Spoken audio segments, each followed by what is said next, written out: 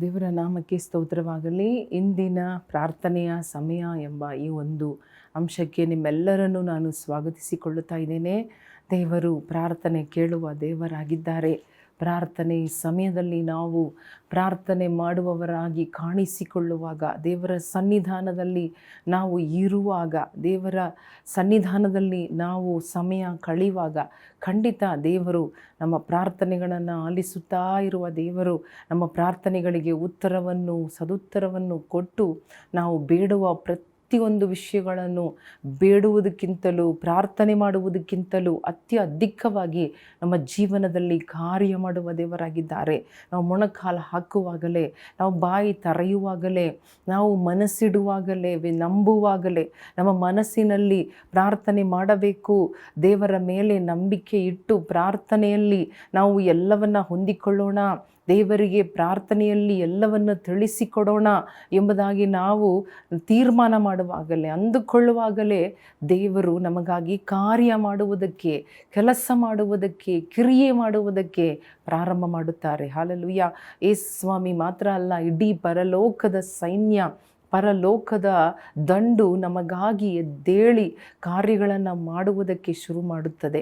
ಆದ ಕಾರಣ ಪ್ರತಿ ಸಾರಿ ಪ್ರಾರ್ಥನೆ ಮಾಡುವಾಗ ನಮಗೆ ಈ ನಂಬಿಕೆ, ಈ ನಿರೀಕ್ಷೆ, ಈ ಭರವಸೆ, ಈ ಪೂರ್ಣ ಹೃದಯದ ಒಂದು ಪೂರ್ಣ ಬಲದ ಒಂದು ಪೂರ್ಣ ಹೃದಯದ ಪೂರ್ಣ ಮನಸ್ಸಿನ ತಿಳುವಳಿಕೆಯಿಂದಲೇ ಪ್ರಾರ್ಥನೆ ಮಾಡಬೇಕು. ಪ್ರಾರ್ಥನೆ ಒಂದು ಆಚಾರವಾಗಿ ಅಲ್ಲ, ಅಥವಾ ಒಂದು ರೊಟೀನಾಗಿ ನಾವು ದಿನೇ ಪ್ರಾರ್ಥನೆ ಮಾಡಲೇಬೇಕು ಕ್ರಿಸ್ಟಿಯನ್ಸು, ಕ್ರೈಸ್ತರು ಎಂಬುದಾಗಿ ಅಲ್ಲದೆ, ಇಲ್ಲ, ನಾನು ದೇವರ ಬಳಿಗೆ ಹೋಗುತ್ತೇನೆ ಪ್ರಾರ್ಥನೆ ಮುಖಾಂತರ, ಪ್ರಾರ್ಥನೆಯಲ್ಲಿ ನನ್ನ ದೇವರ ಸಂಗಡ ಮಾತನಾಡುವೆನು ಎಂಬ ಒಂದು ಭಾವನೆ, ಪ್ರಾರ್ಥನೆಯಲ್ಲಿ ನಾನು ದೇವರಿಗೆ ತಿಳಿಯಪಡಿಸುವೆನು ನನ್ನ ಕಷ್ಟಗಳು, ನನ್ನ ಅನಿಸಿಕೆಗಳು, ನನ್ನ ಭಾರಗಳು ಎಲ್ಲವನ್ನು. ನನಗೆ ಬೇಕಾಗಿರುವುದು, ದೇವರ ವಾಕ್ಯನೇ ಹೇಳುತ್ತಾ ಇದೆ, ನಿನಗೆ ಬೇಕಾಗಿರುವುದನ್ನು ನೀನು ತಿಳಿಯಪಡಿಸು ಎಂಬುದಾಗಿ.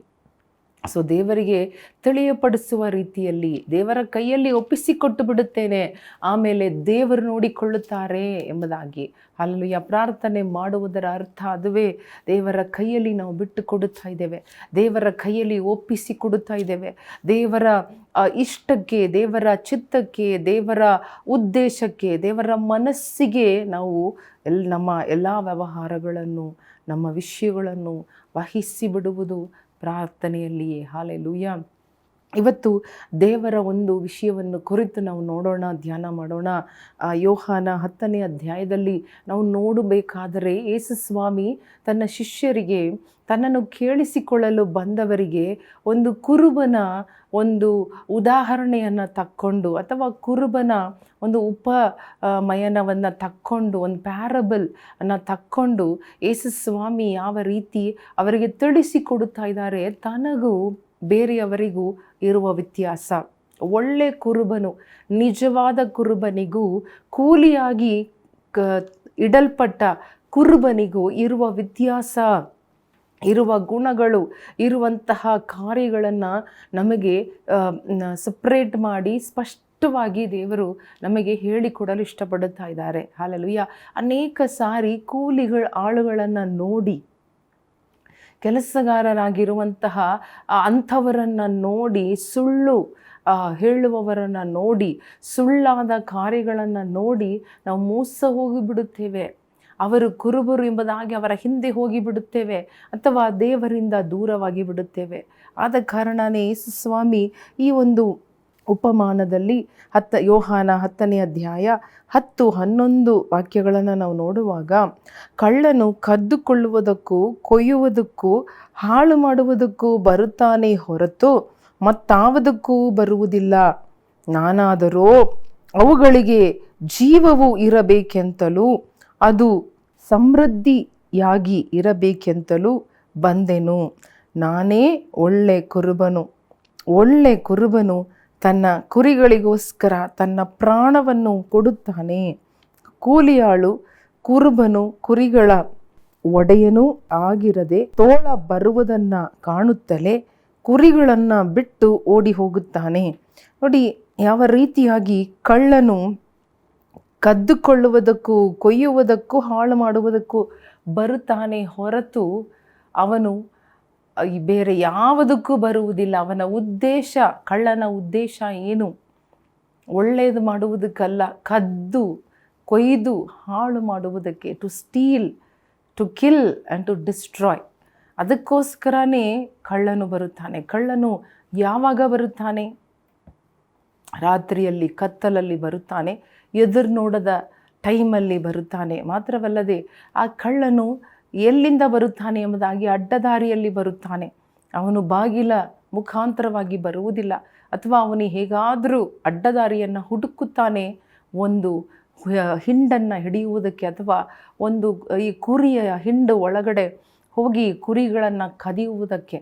ಅದೇ ರೀತಿಯಾಗಿ ಸೈತಾನನು ಹಲವಾರು ಸಾರಿ ನಮ್ಮನ್ನು ಮೋಸ ಮಾಡಿ, ದೇವ ಜನರನ್ನು, ದೇವ ಮಕ್ಕಳನ್ನು ಮೋಸ ಮಾಡಿ, ವಂಚಿಸಿ, ಅವರ ನಂಬಿಕೆಯನ್ನು ಕದ್ದು, ಅವರ ವಿಶ್ವಾಸವನ್ನು ಕದ್ದು, ಅವರ ಪರಿಶುದ್ಧತೆಯನ್ನು ಕದ್ದು, ಅವರ ಭಯಭಕ್ತಿಯನ್ನು, ಅವರ ಪ್ರಾರ್ಥನೆಯ ಜೀವಿತ, ವಾಕ್ಯ ಓದುವ ಜೀವಿತ, ವಾಕ್ಯದ ಪ್ರಕಾರ ನಡೆಯುವ, ವಿಧೇಯರಾಗುವ ಜೀವಿತ, ಯೇಸು ಸ್ವಾಮಿ ಒಟ್ಟಿಗೆ ನಡೆಯುವ ಜೀವಿತ, ಪರಿಶುದ್ಧಾತ್ಮನ ಸಂಗಡ ಅನ್ಯೋನ್ಯವಾಗಿ ಐಕ್ಯತೆಯಿಂದ ನಡೆಯುವ ಜೀವಿತ, ಪವಿತ್ರಾತ್ಮನ ಪ್ರೇರೇಪಣೆಯಿಂದ ನಡೆಯುತ್ತಾ ಇರುವ ನಮ್ಮ ಜೀವಿತವನ್ನು ಸೈತಾನನು ಬಂದು ಕದ್ದು ಬಿಡುತ್ತಾನೆ. ನಮ್ಮನ್ನು ಸುಳ್ಳಿನಿಂದಲೂ ಮೋಸದಿಂದಲೂ ಅದನ್ನು ಕದ್ದು ಹಾಳು ಮಾಡುತ್ತಾನೆ. ಆಮೇಲೆ ನಮ್ಮನ್ನು ದೇವರಿಂದ ನಾವು ಕಡಿಯಲ್ಪಡುವಾಗ, ದೇವರಿಂದ ಸಂಪರ್ಕವು ತುಂಡಿಸಲ್ಪಡುವಾಗ ನಾವು ಈಸಿಯಾಗಿ, ಸುಲಭವಾಗಿ ಆ ಒಂದು ಕದಿಯಲ್ಪಟ್ಟು ಬಿಡುತ್ತೇವೆ. ಹಲ್ಲೆಲೂಯಾ. We are stolen. ಅದರಿಂದ ನಾವು ಈಸಿಯಾಗಿ ಬಲಿಯಾಗಿ ಬಿಡುತ್ತೇವೆ. ಈಸಿಯಾಗಿ ನಾವು ಸೋತು ಹೋಗಿಬಿಡುತ್ತೇವೆ. ಈಸಿಯಾಗಿ ಸುಳ್ಳನ್ನು ನಂಬಿಬಿಡುತ್ತೇವೆ. ಈಸಿಯಾಗಿ ಕಳ್ಳನು ನಿಜ ಎಂಬುದಾಗಿ ಅಂದುಕೊಳ್ಳುಬಿಡುತ್ತೆ, ಸುಳ್ಳನ್ನು ನಿಜ ಎಂಬುದಾಗಿ, ಕತ್ತಲನ್ನು ಬೆಳಕೆಂಬುದಾಗಿ ಅಂದುಕೊಂಡು ಬಿಡುತ್ತೇವೆ. ಕತ್ತಲಲ್ಲಿ ಹೋಗುವುದು ಕೂಡ ನಮಗೆ ಗೊತ್ತಾಗುವುದಿಲ್ಲ. ನಮ್ಮ ಕಣ್ಣು ಮರೆಯಾಗಿದೆ ಎಂಬುದಾಗಿ ಕೂಡ ನಮಗೆ ಗೊತ್ತಾಗುವುದಿಲ್ಲ. ಅಂತಹ ರೀತಿಯಲ್ಲಿ ಕಳ್ಳನು ಕಾರ್ಯ ಮಾಡುವಾಗ ನಾವು ತಿಳ್ಕೊಳ್ಳಬೇಕು. ಯೇಸು ಸ್ವಾಮಿ ಹೇಳುತ್ತಾ ಇದ್ದಾರೆ, ಈ ಒಂದು ಅಧ್ಯಾಯದ ಆರಂಭದಲ್ಲಿ ಹೇಳುತ್ತಾ ಇದ್ದಾನೆ, ನಾನೇ ನಿಮಗೆ ಕುರಿ ಹಟ್ಟಿಯೊಳಗೆ ಬಾಗಿಲಿಂದ, ನಾನೇ ಬಾಗಿಲು ಎಂಬುದಾಗಿ ಹೇಳುತ್ತಾ ಇದ್ದಾರೆ. ನಾನೇ ಬಾಗಿಲು. ನನ್ನ ಒಳಗಡೆ ನನ್ನಿಂದ ಪ್ರವೇಶ ಮಾಡುತ್ತದೆ ನನ್ನ ಕುರಿಗಳು, ನನ್ನ ಮಕ್ಕಳು, ನನ್ನ ಕುರಿಗಳು, ನನ್ನ ಹಿಂಡು ನನ್ನಿಂದ. ನಾನೇ ಬಾಗಿಲು.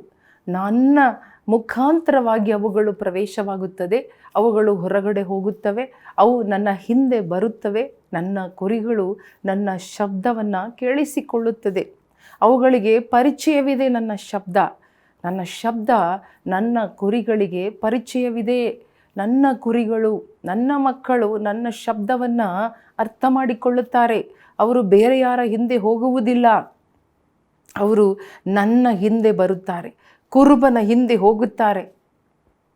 ಅವರು ಆ ರೀತಿ ಮಾಡುವಾಗ ಅವರಿಗೆ ಯಾವ ಭಯ ಇಲ್ಲ. ಕುರುಬನ ಧ್ವನಿ ಕೇಳಿ ಕುರುಬನ ಹಿಂದೆ ಹೋಗುವಾಗ, ಒಂದು ನಿಜವಾದ ಕುರುಬನು ಕುರಿಗಳ ಮುಂದೆ ಹೋಗುತ್ತಾ ಇರುತ್ತಾರೆ. ಅಲ್ಲೆಲ್ಲ ಯಾಕಂದರೆ ಅವರಿಗೆ ಭಯ ಇಲ್ಲ.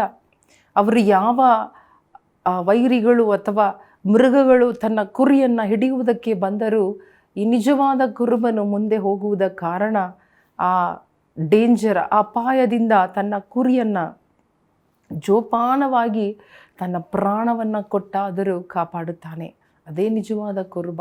ಯಾಕೆ ಯೇಸು ಸ್ವಾಮಿ ತನ್ನನ್ನು ಕುರಿತು ನಾನೇ ನಿಜವಾದ ಕುರುಬನು ಅಥವಾ ನಾನೇ ಒಳ್ಳೆ ಕುರುಬನು, I am the good shepherd ಎಂಬುದಾಗಿ ಹೇಳುವುದಕ್ಕೆ ಕಾರಣ ಏನು? ಮುಖ್ಯ ಕಾರಣ, ಅವರು ನಮ್ಮ ಮುಂದೆ ಹೋದರು, ಮಾತ್ರವಲ್ಲದೆ ನಮಗಾಗಿ ಜೀವ ಕೊಟ್ಟರು.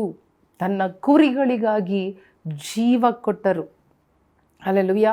ಕಲ್ವಾರಿ ಶಿಲುಬೆಯಲ್ಲಿ ತನ್ನ ಜೀವವನ್ನು ಕೊಟ್ಟರು. ತನ್ನ ಜೀವ ಕೊಟ್ಟು ತನ್ನ ಕುರಿಗಳನ್ನು ಕಾಪಾಡುವವನೇ ನಿಜವಾದ ಒಳ್ಳೆ ಕುರುಬನು. ಹಲ್ಲೆಲೂಯಾ. ಅವರು ಕೋಲಿಗಾಗಿ ಬಂದವರಲ್ಲ. ಕೋಲಿಗಾಗಿ ಕುರಿ ಕಾಯುವವರು ಯಾವ ರೀತಿ ಇರುತ್ತಾರೆ ಎಂಬುದಾಗಿ ನೋಡುವಾಗ ಅವರು ಹೇಳುತ್ತಾ ಇದ್ದಾನೆ, ಅವರು ಗೋಡೆಯಿಂದ ಬರುತ್ತಾರೆ, ಅವರು ಯಾವಾಗ ಬೇಕಾದರೂ ಬರುತ್ತಾರೆ. ಮಾತ್ರವಲ್ಲದೆ ಅವರಿಗೆ ಕುರಿಗಳ ಮೇಲೆ ಅಕ್ಕರೆ ಇರುವುದಿಲ್ಲ. ಮಾತ್ರವಲ್ಲದೆ ಅವರು ಕುರಿಗಳನ್ನು ಕಾಪಾಡುವುದಿಲ್ಲ. ತೋಳ ಬಂದ ತಕ್ಷಣ, ಒಂದು ಆಪತ್ತು ಬಂದ ತಕ್ಷಣ, ಅಪಾಯ ಬಂದ ತಕ್ಷಣ, ಒಂದು ಮೃಗ ಬಂದ ತಕ್ಷಣ ಅವರು ಓಡಿ ಹೋಗುತ್ತಾರೆ. ಕುರಿಗಳನ್ನು ಬಿಟ್ಟು ಓಡಿ ಹೋಗುತ್ತಾರೆ. ಕುರಿಗಳ ಮೇಲೆ ಅಕ್ಕರೆ, ಪ್ರೀತಿ, ಮಮತೆ, ಕರುಣೆ ಇಲ್ಲ, ಜವಾಬ್ದಾರಿ ಇಲ್ಲ. ಅವರು ನಿಜವಾದ ಕುರುಬರಲ್ಲ. ಅವರು ಕುರುಬರೇ ಅಲ್ಲ, ಅವರು ಕೂಲಿ ಆಳುಗಳು ಎಂಬುದಾಗಿ ಬೈಬಲ್ ಹೇಳುತ್ತಾ ಇದೆ. ಕೂಲಿಗೋಸ್ಕರ, ಹೆಸರಿಗೋಸ್ಕರ, ದುಡ್ಡಿಗೋಸ್ಕರ, ಹಣಕ್ಕೋಸ್ಕರ, ಸಂಬಳಕ್ಕೋಸ್ಕರ, ಸಮಯಕ್ಕೋಸ್ಕರ ಅಥವಾ ಸ್ವಾರ್ಥಕ್ಕೋಸ್ಕರ, ತಾತ್ಕಾಲಿಕವಾದ ಸ್ವಾರ್ಥ, ತಾತ್ಕಾಲಿಕವಾದ ವಿಷಯಗಳಿಗೋಸ್ಕರ ಅವರು ಕುರುಬರ ವೇಷವನ್ನು ಹಾಕಿಕೊಂಡು ಬರುತ್ತಾರೆ. ಆದರೆ ಕುರಿಗಳ ಮೇಲೆ ಯಾವ ಅಕ್ಕರೆ ಇಲ್ಲ, ಜವಾಬ್ದಾರಿ ತಕ್ಕೊಳ್ಳುವುದಿಲ್ಲ. ನಾವು ಜಾಗರೂಕರಾಗಿರಬೇಕೆಂಬುದಾಗಿ ಯೇಸು ಸ್ವಾಮಿ ಹೇಳಿಕೊಡುತ್ತಾ ಇದ್ದಾರೆ, ವ್ಯತ್ಯಾಸವನ್ನು ಹೇಳಿಕೊಡುತ್ತಾ ಇದ್ದಾರೆ. ಅವನು ಬರುವುದು ಇದಕ್ಕೆ, ಆದರೆ ನಾನು ಬಂದ ಕಾರಣ ಏನು? Why Jesus came into this world? ಯಾಕೆ ಯೇಸು ಸ್ವಾಮಿ ಜಗತ್ತಿನಲ್ಲಿ, ಭೂಮಿಯಲ್ಲಿ, ನಿಮ್ಮ ಜೀವನದಲ್ಲಿ, ನಿಮ್ಮ ಕುಟುಂಬದಲ್ಲಿ, ನಿಮ್ಮ ಮನೆಯಲ್ಲಿ ಯೇಸು ಸ್ವಾಮಿ ಯಾಕೆ ಪ್ರವೇಶ ಮಾಡಿದರು? ನಿಮ್ಮನ್ನು ತಮ್ಮ ಕುರಿಯ ಹಾಗೆ ಮಾಡಿಕೊಂಡು, ಕುರಿಗಳ ಹಾಗೆ ತನ್ನ ಹಿಂಡಿನಲ್ಲಿ ನಿಮ್ಮನ್ನು ಇಟ್ಟುಕೊಂಡು ನಿಮ್ಮನ್ನು ಸೇರಿಸಿಕೊಂಡರು. ಕುರಿಯೇ ಇನ್ನೂ ಹಿಂಡಿನಲ್ಲಿ ಸೇರದ ಎಷ್ಟೋ ಕುರಿಗಳು ಆಚೆ ಇದೆ, ಹಿಂಡಿನಿಂದ ಆಚೆ ಇದೆ. ಆ ಎಲ್ಲ ಕುರಿಗಳ ಮಧ್ಯದಲ್ಲಿ ನಿಮ್ಮನ್ನು ದೇವರು ತನ್ನ ಹಿಂಡಿನಲ್ಲಿ ಸೇರಿಸಿಕೊಂಡ, ತನ್ನದಾಗಿ ಮಾಡಿಕೊಂಡ ಒಂದು ದೊಡ್ಡ ಉದ್ದೇಶವಿದೆ. ಹಲ್ಲೆಲೂಯಾ. ದೇವರು ಅವರನ್ನೂ ತರುತ್ತಾರೆ. ಹೊರಗಡೆ ಇರುವ ಆ ಕುರಿಗಳನ್ನು ಕೂಡ, ಹಿಂಡಿಂದ ಆಚೆ ಇರುವ ಇನ್ನೂ ಹಿಂಡಿಗೆ ಬಾರದ ಅಂತಹ ಕುರಿಗಳನ್ನು, ಅಂತಹ ಜನರನ್ನು ಕೂಡ ಯೇಸುಸ್ವಾಮಿ ಜುಂಡಿನ ಒಳಗಡೆ ತರುವುದಕ್ಕೇನೆ ಅವರು ಪ್ರಾಣವನ್ನು ಕೊಟ್ಟರು ಎಲ್ಲರಿಗಾಗಿ. ಆದರೆ ಇವತ್ತು ಅವರು ಅದಕ್ಕಾಗಿಯೇ ಪ್ರಯಾಸ ಪಡುತ್ತಾ ಇದ್ದಾರೆ. ಎಲ್ಲ ಕುರಿಗಳು, ದಾರಿ ತಪ್ಪಿ ಹೋಗಿರುವ ಕುರಿಗಳು, ತನ್ನಿಂದ ದೂರವಾಗಿ, ತನ್ನ ಶಬ್ದ ಕೇಳಿಸಿಕೊಳ್ಳದೆ, ತನ್ನ ಶಬ್ದ ಕಿವಿಯಲ್ಲಿ ಬಿದ್ದರೂ ಗೊತ್ತಾಗದೆ, ತನ್ನ ಶಬ್ದವನ್ನು ಅರ್ಥ ಮಾಡಿಕೊಳ್ಳದೆ, ತನ್ನ ಕುರುಬನ ಶಬ್ದವನ್ನು ಮರೆತು ಬಿಟ್ಟು ಅವಿಧೇಯರಾಗಿ ದೂರ ಹೋಗಿರುವ ಕುರಿಗಳನ್ನು ಕೂಡ ಯೇಸುಸ್ವಾಮಿ ಕಾಯುತ್ತಾ, ಅವರನ್ನು ಕೂಡ ಕಾಯುತ್ತಾ ಇದ್ದಾರೆ ಅವರಿಗಾಗಿ. ಆದರೆ ಇವತ್ತು ನಮಗೆ ದೇವರು ಹೇಳುವ ಕಾರ್ಯ ಏನು? ಒಳ್ಳೆ ಕುರುಬನು ಕುರಿಗಳಿಗೋಸ್ಕರ ತನ್ನ ಪ್ರಾಣವನ್ನು ಕೊಡುತ್ತಾನೆ, ತಾನೇ ತನ್ನ ಜೀವನವನ್ನು ಆಪತ್ತಿನಲ್ಲಿಯೂ ಅಪಾಯದಲ್ಲಿಯೂ ಒಡ್ಡಿ ಆತನು ತನ್ನ ಕುರಿಗಳನ್ನು ಹೇಗಾದರೂ ಕಾಪಾಡುತ್ತಾನೆ. ಒಂದು ಕುರಿ ಕೂಡ ಕಳೆದುಕೊಳ್ಳುವುದಿಲ್ಲ, ಒಂದು ಕುರಿ ಕೂಡ ನಾಶವಾಗಬಾರದು, ಒಬ್ಬರೂ ನಾಶವಾಗಬಾರದು. ಎಲ್ಲರೂ ರಕ್ಷಿಸಲ್ಪಡಬೇಕು, ಎಲ್ಲರೂ ಭದ್ರವಾಗಿರಬೇಕು, ಎಲ್ಲರೂ ಈ ಕಳ್ಳನ, ಮೋಸಗಾರನ, ಕೂಲಿ ಆಳಿನ ಕೈಯಲ್ಲಿ ಸಿಕ್ಕಬಾರದು, ಮೋಸ ಹೋಗಬಾರದೆಂಬುದಾಗಿಯೇ ಯೇಸುಸ್ವಾಮಿ ನಮ್ಮನ್ನು ಇವತ್ತು ಎಚ್ಚರಿಸುತ್ತಾ ಇದ್ದಾರೆ. ಗಮನವುಳ್ಳವರಾಗಿದ್ದಾರೆ. ನಾವು ಮುಗ್ಧರಾಗಿ, ನಾವು ಜ್ಞಾನ ಇಲ್ಲದವರಾಗಿ, ನಾವು ನಮ್ಮ ಮೂರ್ಖತನದಿಂದಲೂ, ನಮ್ಮ ದುಡುಕು ಜೀವನದಿಂದಲೂ ನಾವು ಅನೇಕ ಸಾರಿ ಈ ರೀತಿಯಾಗಿ ಕಳ್ಳನ ಕೈಯಲ್ಲಿ ಸಿಕ್ಕಿಕೊಂಡು ನಾವು ಎಲ್ಲವನ್ನು ಕಳೆದುಕೊಂಡು ಬರಿಗೈಯಾಗಿ ನಿಂತುಕೊಂಡಿರುತ್ತೇವೆ, ಅಥವಾ ಅರ್ಧ ಜೀವವುಳ್ಳವರಾಗಿ ಇರುತ್ತೇವೆ, ಅಥವಾ ನಮ್ಮ ಪ್ರಾಣ ಅಪಾಯದಲ್ಲಿ ಸಿಲುಕಿಕೊಳ್ಳುತ್ತೇವೆ, ಮರಣದ ಪಾಷಾಣದಲ್ಲಿ ಸಿಕ್ಕಿಕೊಳ್ಳುತ್ತೇವೆ. ಅದು ದೇವರ ಇಷ್ಟ ಅಲ್ಲ, ಅದು ದೇವರ ಚಿತ್ತ ಅಲ್ಲ. ಅದಕ್ಕಾಗಿ ನಮ್ಮನ್ನು ಆತನು ತನ್ನ ಹಿಂಡಿನಲ್ಲಿ ಸೇರಿಸಿಕೊಳ್ಳಲಿಲ್ಲ. ಹೋಗುವಾಗಲೂ ಬರುವಾಗಲೂ ಹಸಿರು ಹುಲ್ಲಿನ ಗಾವಲಿನಲ್ಲಿ ನಮ್ಮನ್ನು ನಡೆಸಿ, ಹಲ್ಲೆಲೂಯಾ, ತಂಪಾದ ನೀರಿನ ಬಳಿಗೆ ನಮ್ಮನ್ನು ಕರ್ಕೊಂಡು ಹೋಗಿ, ನಮ್ಮ ಶರೀರ ಮಾತ್ರವಲ್ಲ ನಮ್ಮ ಆತ್ಮವನ್ನು ತೃಪ್ತಿಗೊಳಿಸಿ, ನಮ್ಮನ್ನು ವಿಶ್ರಾಂತಿಯಲ್ಲಿ ನಡೆಸಿ, ಯಾವ ಭಯ ಇಲ್ಲದೆ, ಯಾವ ಭೀತಿಯಲ್ಲಿ ನಾವು ಸಿಕ್ಕಿಕೊಳ್ಳದೆ, ಭಯ ಇಲ್ಲದವರಾಗಿ, ನಿಶ್ಚಯವುಳ್ಳವರಾಗಿ, ಹಲ್ಲೆಲೂಯಾ. ದೇವರು ನಮ್ಮನ್ನು ಎಲ್ಲ ಭೀತಿಯಿಂದ ಕಾಪಾಡುವ ದೇವರು.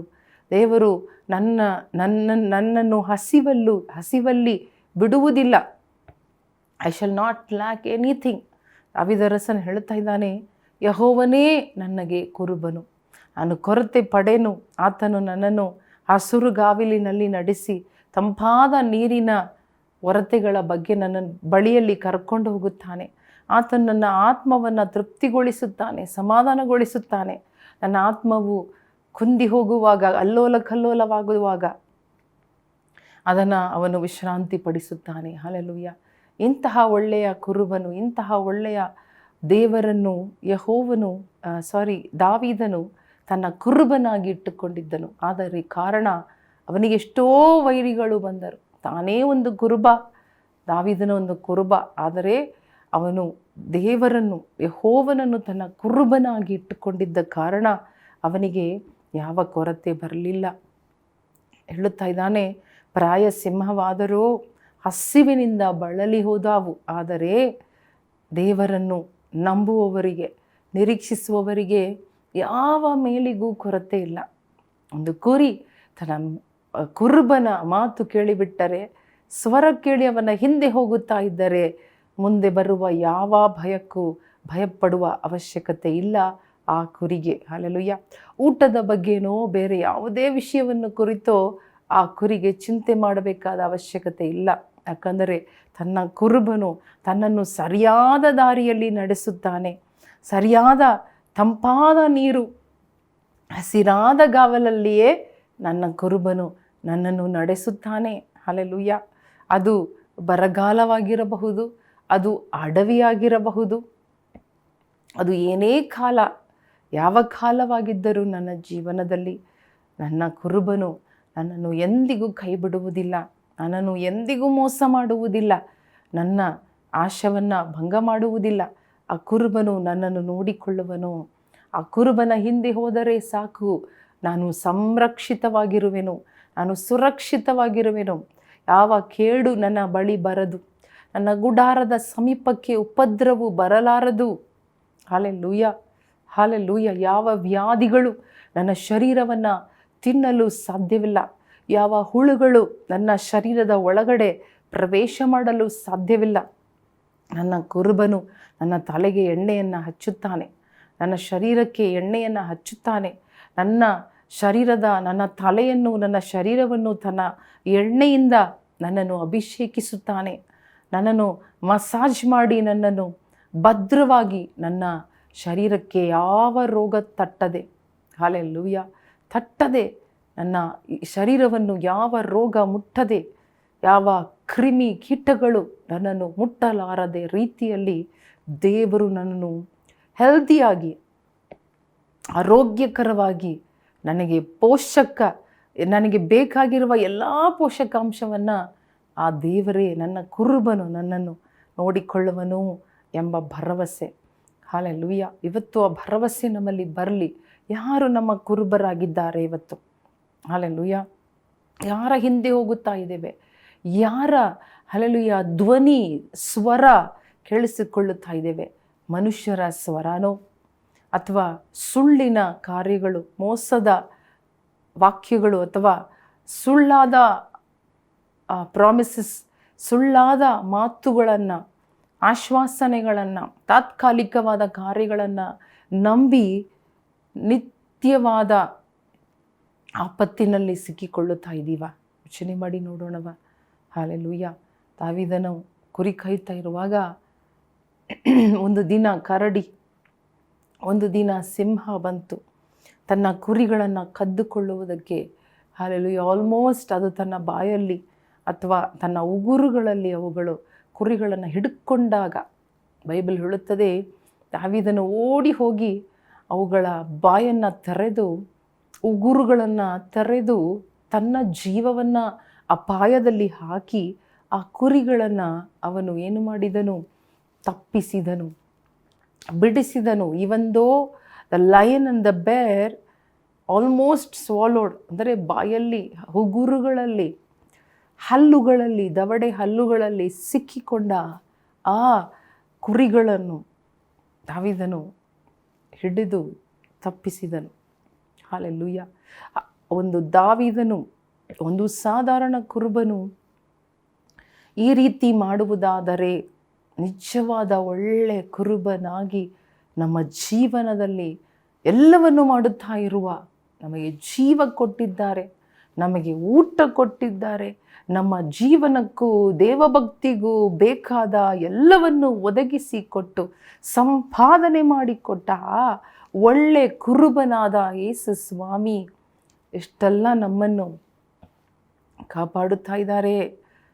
ಹುಲ್ಲು ಹಾಗೂ ಉಗುರುಗಳಿಗೂ ಹಲ್ಲುಗಳಿಗೂ ದವಡೆ ಹಲ್ಲುಗಳಿಗೂ ನಮ್ಮನ್ನು ಆಪತ್ತಿಗೂ ಕೇಡಿಗೂ ಮರಣಕ್ಕೂ ನಮ್ಮನ್ನು ತಪ್ಪಿಸಿ ನಮ್ಮನ್ನು ಕಾಪಾಡುತ್ತಾ ಎಷ್ಟು ಸಾರಿ ಕಾಪಾಡುತ್ತಾ ಇದ್ದಾರೆ ಯೋಚನೆ ಮಾಡ್ರಿ. ದೇವರು ನಮ್ಮನ್ನು ಕಾಪಾಡದೆ ಹೋಗಿದ್ದರೆ ಇವತ್ತು ನಾವು ಸ್ಮಶಾನದಲ್ಲಿ ಇರುತ್ತಾ ಇದ್ದೆವು, ಸತ್ತು ಹಲವಾರು ವರ್ಷಗಳು ಆಗುತ್ತಾ ಇತ್ತು.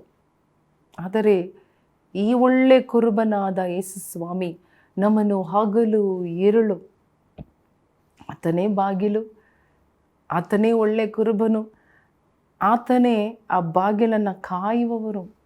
ಅಲ್ಲೇ ವಾಚ್ಮೆನ್ ಥರ, ಅಲ್ಲೇ ವಾಚ್ಮೆನ್ ಅಂದರೆ ಆ ಬಾಗಿಲಲ್ಲೇ ಇದ್ದುಕೊಂಡು ಕಾಯುವ, ತುಕ್ಕಡಿಸದೆ ನಿದ್ರಿಸದೆ. ಬೈಬಲ್ ಹೇಳುತ್ತದೆ, ಇಸ್ರಾಯೇಲ್ಯರನ್ನು ಕಾಯುವವರು ತುಕ್ಕಡಿಸುವುದಿಲ್ಲ, ನಿದ್ರಿಸುವುದಿಲ್ಲ, ಹಗಲು ഇരുಳು. ಹಲ್ಲೆಲೂಯ. ಎಡಬಿಡದೆ ಶಿಫ್ಟ್ ತಕ್ಕೊಳ್ಳದೆ, ವಿಶ್ರಾಂತಿ ತಕ್ಕೊಳ್ಳದೆ ಅವರೇನು ಮಾಡುತ್ತಾರೆ, ಹಗಲಿರುಳು ಅಲ್ಲೇ ಕಾಯುತ್ತಾ, ಹಲ್ಲೆಲೂಯ, ಕಾಯುವವರಾಗಿ ನಮ್ಮ ಜೀವ ಕೊಟ್ಟು ಕಾಯುವವರಾಗಿ ನಮ್ಮ ಕುರುಬನಾದ ಯೇಸು ಕ್ರಿಸ್ತನು ನಮಗೆ ನಮ್ಮ ಜೀವನದಲ್ಲಿ ಇದ್ದಾರೆ. ಆತನನ್ನು ನಾವು ಬಿಟ್ಟು ಬಿಡಬಾರದು. ಅನ್ಯ ಧ್ವನಿಗಳಿಗೆ, ಅನ್ಯ ಶಬ್ದಗಳಿಗೆ ಕಿವಿಗೊಡದೆ, ಸುಳ್ಳುಗಳಿಗೆ ಮೋಸ ಹೋಗದೆ. ದ ಮೇನ್ ಪ್ರಾಬ್ಲಮ್ ಸುಳ್ಳು. ಆ ಸುಳ್ಳು, ಆ ವಾಕ್ಯವನ್ನೇ ಇಟ್ಟುಕೊಂಡು ಸುಳ್ಳುಗಳು ಬರುತ್ತದೆ. ಆಗ ನಾವು ಅದಕ್ಕೆ ಮೋಸ ಹೋಗಿ ಬಿಡಬಾರದೆಂಬುದಾಗಿ ದೇವರು ನಮಗೆ ಇವತ್ತು ವ್ಯತ್ಯಾಸವನ್ನು ತೋರಿಸುತ್ತಾ ಇದ್ದಾರೆ. ಒಂದು ಕೂಲಿ ಆಳಿನ ಗುಣಾತಿಶಯಗಳು ಹೇಗಿರುತ್ತದೆ, ಒಂದು ನಿಜವಾದ ಒಳ್ಳೆ ಕುರುಬನ ಗುಣಗಳು, ನಡತೆಗಳು, ಸ್ವಭಾವಗಳು ಯಾವ ರೀತಿ ಇರುತ್ತದೆ ಎಂಬುದಾಗಿ ನಾವು ತಿಳಿದುಕೊಂಡು ನಡೆಯಬೇಕು. ತಿಳಿದುಕೊಂಡು ನಾವು ಜೀವನ ಮಾಡಬೇಕು. ತಿಳಿದುಕೊಳ್ಳುವಾಗ ಹಲ್ಲೆಲೂಯ ನಾವು ಸುರಕ್ಷಿತರಾಗಿ, ಆರೋಗ್ಯವಂತರಾಗಿ, ಆರೋಗ್ಯವುಳ್ಳ ಬೋಧನೆ ಹೊಂದಿದವರಾಗಿ, ಹಲ್ಲೆಲೂಯ, ಸತ್ಯವನ್ನು ಅರಿಯುವಿರಿ, ಸತ್ಯ ನಿಮ್ಮನ್ನು ಬಿಡುಗಡೆ ಮಾಡುತ್ತದೆ. ಸತ್ಯವನ್ನು ತಿಳಿದುಕೊಳ್ಳುವುದಕ್ಕೆ ನಾವು ಜಾಗರೂಕರಾಗಿ ಇರೋಣ. Hallelujah, hallelujah. ಆತನು ನಮಗೋಸ್ಕರ ಜೀವವನ್ನು ಕೊಟ್ಟಿದ್ದಾರೆ, ತನ್ನನ್ನೇ ಕೊಟ್ಟಿದ್ದಾರೆ. ಶಿಲುಬೆಯ ಮರದ ಮೇಲೆ ತೂಗಿ ನಮಗೋಸ್ಕರ ಜೀವ ಕೊಟ್ಟು ನಮ್ಮನ್ನು ಖರೀದಿ ಮಾಡಿದ್ದಾರೆ. ಆದ ಕಾರಣ ಆ ಕುರುಬನ ಹಿಂದೆ ಹೋಗುವುದಕ್ಕೆ ಒಂದು ತೀರ್ಮಾನ ಮಾಡೋಣ. ದೇವರೇ, ನಿನ್ನನ್ನು ನಾನು ಹಿಂಬಾಲಿಸುವೆನು. ನಿನ್ನ ಸ್ವರ ಕೇಳುವುದಕ್ಕೆ ನನ್ನ ಕಿವಿಗಳನ್ನು ತೆರೆ ಸ್ವಾಮಿ, ನನ್ನ ಕಿವಿಗಳನ್ನು ತ್ವರೆ. ನಿನ್ನ ಹಿಂದೆ ಬರುವುದಕ್ಕೆ ಕಾಲುಗಳು ನನಗೆ ಕೊಡು ರಾಜ. ಹಿಂಬಾಲಿಸುವ ಹೃದಯ ನನಗೆ ಕೊಡು ಸ್ವಾಮಿ. ಅಯ್ಯ, ನಿನ್ನಿಂದ ನಾನು ಓಡಿ ಹೋಗಬಾರದು, ದಾರಿ ತಪ್ಪಿ ಎಲ್ಲೋ ಹೋಗಿ ಸಿಲುಕಿ ಮುಳ್ಳಿನ ಹಾದಿಯಲ್ಲಿ ಹೋಗಿ ಮುಳ್ಳಿನಲ್ಲಿ ಸಿಕ್ಕಿಕೊಳ್ಳಬಾರದು ಎಂಬುದಾಗಿ ನಾವು ಪ್ರಾರ್ಥನೆ ಮಾಡುತ್ತಾ ನಾವು ಹಲ್ಲೆಲೂಯ ತೀರ್ಮಾನ ಮಾಡಿಕೊಳ್ಳೋಣ. ದೇವರೇ, ನಿನ್ನ ಹಿಂದೆ ಬರುವುದಕ್ಕೆ ನನಗೆ ಕೃಪೆ ಕೊಡು ಎಂಬುದಾಗಿ ಕಣ್ಣು ಮುಚ್ಚಿ ನಾವು ಪ್ರಾರ್ಥನೆ ಮಾಡೋಣವ. ನಮ್ಮ ದೇವರ ಕಡೆಗೆ ನಮ್ಮ ಕಣ್ಣುಗಳನ್ನು ತಿರುಗಿಸಿಕೊಂಡು ಆ ಒಳ್ಳೆ ಕುರುಬನನ್ನು ದೃಷ್ಟಿಸಿ ನೋಡೋಣ. ಒಳ್ಳೆ ಕುರುಬರು, ಹಲ್ಲೆಲೂಯ, ನಾನೇ ಬಾಗಿಲು, ನನ್ನ ಮುಖಾಂತರವಾಗಿ ಪ್ರವೇಶ ಮಾಡುವವರು, ಹಲ್ಲೆಲೂಯ, ಅವರು ಮೇಯುತ್ತಾರೆ, ಮೇವನ್ನು ಕಂಡುಕೊಳ್ಳುತ್ತಾರೆ, ಅವರು ಹಸಿವಾಗಿ ಇರುವುದಿಲ್ಲ. ಹಲ್ಲೆಲೂಯ. ಯೇಸಪ್ಪ, ಇವತ್ತು ನಾವು ನಮ್ಮ ಜೀವನವನ್ನು ಒಪ್ಪಿಸಿಕೊಟ್ಟು ಪ್ರಾರ್ಥನೆ ಮಾಡುತ್ತೇವೆ. ನಮಗಾಗಿ ಜೀವ ಕೊಟ್ಟ ಕುರುಬನು ನೀನು ಸ್ವಾಮಿ. ಅಪ್ಪ, ಸ್ತೋತ್ರ. ಯಾಕೆ ಕೊಟ್ಟೆ? ನೀನು ಮತ್ತೆ ಆ ಜೀವವನ್ನು ತಕ್ಕೊಳ್ಳಬಹುದು. ಇಡುವುದಕ್ಕೂ ತಕ್ಕೊಳ್ಳುವುದಕ್ಕೂ ಅಧಿಕಾರ ನಿನ್ನ ಕೈಯಲ್ಲಿದೆ ಸ್ವಾಮಿ. ಯೇಸಪ್ಪ, ಜೀವ ಕೊಟ್ಟು ನಮ್ಮನ್ನು ಕಾಪಾಡಿದೆ, ಜೀವ ಕೊಟ್ಟು ನಮ್ಮನ್ನು ರಕ್ಷಿಸಿದೆ, ಜೀವ ಕೊಟ್ಟು ನಮ್ಮನ್ನು ಪೋಷಿಸಿದೆ. ಅದಕ್ಕಾಗಿ ಸ್ತೋತ್ರ. ನಿನ್ನ ಹಿಂದೆ ಹಿಂದೆ ಬರುವ ಕುರಿಗಳಾಗಿ ನಮ್ಮನ್ನು ಬದಲಿ ಮಾಡು ರಾಜ. ಈ ಲೋಕದ ಧ್ವನಿ ಅಂದ ಚಂದ ಹಸಿರನ್ನು ನೋಡಿ ಮೋಸ ಹೋಗದೆ, ಸುಳ್ಳನ್ನು ನಂಬಿ ಯಾಮಾರದೆ, ಸುಳ್ಳುಗಳಿಗೆ ಕಿವಿಗೊಡದೆ, ಯೋಚನೆ ಕೂಡ ಮಾಡದೆ, ಸುಳ್ಳುಗಳಿಂದ ಮೋಸಗಳಿಂದ ದೂರದಿ ಇರುವುದಕ್ಕೆ ಕೃಪೆ ಮಾಡು ಸ್ವಾಮಿ. ನಿನ್ನ ಸತ್ಯವನ್ನು ಅರಿದು ನಿನ್ನನ್ನು ಅರಿಯುವ ಕೃಪೆ ನಮಗೆ ಕೊಡು. ನಿನ್ನನ್ನು ಇನ್ನೂ ಹೆಚ್ಚಾಗಿ ಅರಿಯುವ ಜ್ಞಾನ ನಮಗೆ ಕೊಡು ಸ್ವಾಮಿ. ನಮ್ಮೆಲ್ಲರನ್ನು ಒಪ್ಪಿಸಿಕೊಟ್ಟು ಪ್ರಾರ್ಥನೆ ಮಾಡುತ್ತೇವೆ ರಾಜ. ಇವತ್ತು ಕೂಡ ನನ್ನ ಸಂಗಡ ಸೇರಿ ಪ್ರಾರ್ಥನೆ ಮಾಡುವ ಪ್ರತಿಯೊಬ್ಬೊಬ್ಬರಿಗಾಗಿ ನಾನು ಪ್ರಾರ್ಥನೆ ಮಾಡುತ್ತಾ ಇದ್ದೇನಪ್ಪ. ಎಲ್ಲರನ್ನು ಆಶೀರ್ವದಿಸು, ಎಲ್ಲ ಕುಟುಂಬಗಳನ್ನು ಆಶೀರ್ವದಿಸು, ಪ್ರತಿಯೊಬ್ಬೊಬ್ಬರ ಕೋರಿಕೆಗಳನ್ನು ಪೂರೈಸು, ಅವರ ಪ್ರಾರ್ಥನೆ ವಿಜ್ಞಾಪನೆಗಳನ್ನು ಆಲಿಸಿ ಉತ್ತರ ಬರಲಿ. ಈ ವಾರದಲ್ಲಿ ಅದ್ಭುತ ಕಾರ್ಯಗಳು ನಡೀಲಿ ಅಪ್ಪ. ಹಲ್ಲೆಲೂಯಾ. ಅದ್ಭುತವಾದ ಕಾರ್ಯಗಳು ಈ ತಿಂಗಳಲ್ಲಿ ನಡೀಲಿ ಸ್ವಾಮಿ. ಅಪ್ಪ, ಪ್ರತಿಯೊಬ್ಬೊಬ್ಬರ ಕೂಗನ್ನು ಕೇಳು ಸ್ವಾಮಿ, ಕಣ್ಣೀರನ್ನು ಒರೆಸು ಸ್ವಾಮಿ, ಭಯವನ್ನು ನೀಗಿಸು ಸ್ವಾಮಿ. ಯೇಸು ಕ್ರಿಸ್ತನ ನಾಮದಲ್ಲಿ ಬೇಡಿಕೊಳ್ಳುತ್ತೇವೆ ನಮ್ಮ ತಂದೆಯೇ, ಆಮೇನ್, ಆಮೇನ್. ಪ್ರಿಯ ವೀಕ್ಷಕರೇ, ಸ್ನೇಹಿತರೆ, ಈ ವಾಕ್ಯದನ್ನು ನಾವು ಓದಿ ನೋಡೋಣ, ಧ್ಯಾನ ಮಾಡೋಣ. ಯೇಸು ಸ್ವಾಮಿ ಹೇಳಿದ ಎಲ್ಲ ಕಾರ್ಯಗಳನ್ನು ನಾವು ತಿಳಿದುಕೊಳ್ಳೋಣ. ಒಳ್ಳೆ ಕುರುಬನ ಗುಣಗಳು ಯಾವ ರೀತಿ ಎಂಬುದಾಗಿ ಗುಣಗಳಿಂದಲೂ ಫಲಗಳಿಂದಲೂ ನಾವು ತೀರ್ಪು ಮಾಡಿಕೊಳ್ಳುವುದಕ್ಕೆ ನಾವು ಮುಂದಾಗೋಣ. ಹಲ್ಲೆಲೂಯಾ. ಹೊರಗಡೆ ಕಾರ್ಯಗಳನ್ನು ನೋಡಿ ನಾವು ಮೋಸ ಹೋಗುವುದು ಬೇಡ. ಒಳ್ಳೆಯ ಕುರುಬನಾಗಿರುವ ಯೇಸು ಕ್ರಿಸ್ತನ ಮಾರ್ಗದಲ್ಲಿಯೂ ಮಾರ್ಗದರ್ಶನದಲ್ಲಿಯೂ ಆತನ ಗುಣಗಳನ್ನು ಹೊಂದಿದವರಾಗಿಯೂ ಹಲ್ಲೆಲೂಯಾ ಕಡೆ ತನಕ ನಂಬಿಗಸ್ತರಾಗಿ ಕುರುಬನ ಹಿಂದೆ ಹೋಗುವ ಕುರಿಗಳ ಹಾಗೆ ಹಲ್ಲೆಲೂಯಾ ಕುರುಬನ ಸ್ವರ ವಿಧೇಯರಾಗುವ ಕುರಿಗಳಾಗಿ ನಾವು ಕೊನೆಯ ತನಕ ವಿಶ್ವಾಸಿಗಳಾಗಿ ನಂಬಿಗಸ್ತರಾಗಿ ನಿಲ್ಲೋಣ. ದೇವರು ಖಂಡಿತವಾಗಿಯೂ ನಮ್ಮೆಲ್ಲರನ್ನು ನಡೆಸುತ್ತಾರೆ. ನಮ್ಮನ್ನು ಎಂದಿಗೂ ಅವರು ಹಲ್ಲೆಲೂಯಾ ಹಸಿವೆಯಿಂದಲೋ ದಾಹದಿಂದಲೋ ಕೊರತೆಯಿಂದಲೋ ಹಲ್ಲೆಲೂಯಾ ನಮ್ಮನ್ನು ಎಂದಿಗೂ ಅವರು ಬಿಡುವುದಿಲ್ಲ. ಹಲ್ಲೆಲೂಯಾ ಎಂದಿಗೂ ನಮ್ಮನ್ನು ಕೈ ಬಿಡುವುದಿಲ್ಲ. ಎಂದಿಗೂ ನಮ್ಮನ್ನು ಅವರು ತೊರೆದು ಬಿಡುವುದಿಲ್ಲ. ಹಗಲು ಇರುಳು ನಮ್ಮನ್ನು ಕಾಪಾಡುತ್ತಾರೆ. ಹಲ್ಲೆಲೂಯಾ. ದೇವರು ನಿಮ್ಮೆಲ್ಲರನ್ನು ಆಶೀರ್ವದಿಸಲಿ. ಆಮೇನ್.